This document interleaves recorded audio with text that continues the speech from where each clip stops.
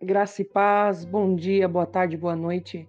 Eu não sei quando você vai ouvir essa reflexão, mas eu quero compartilhar algo ao seu coração no dia de hoje. Lá na segunda carta de Pedro, capítulo de número 2, versículos de número 16, diz assim: Mas teve a repreensão da sua transgressão. O mudo jumento falou com voz humana, impediu a loucura do profeta. Estes são fontes sem água, nuvens levada pela força do vento, para os quais a escuridão das trevas está plenamente reservada. Essa palavra fala sobre os falsos profetas, fala sobre as pessoas que buscam coisas próprias, utilizando de um dom que Deus deu às vezes.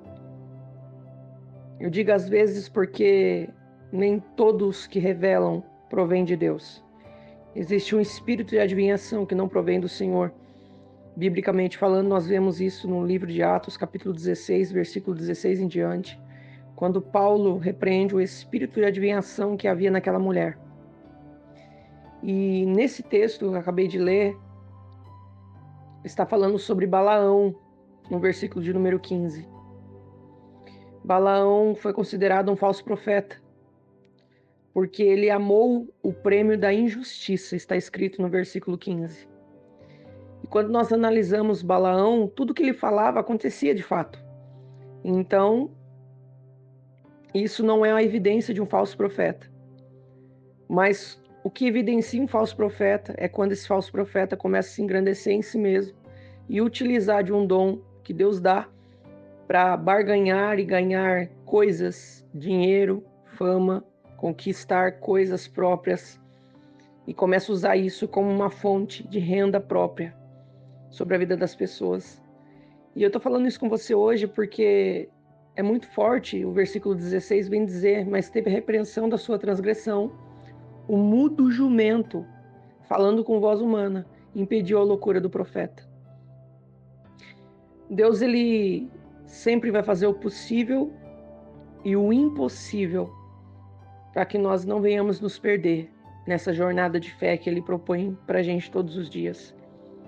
E Deus, ele fez com que um jumento, um animal, falasse com uma voz humana para impedir que Balaão continuasse com aqueles atos.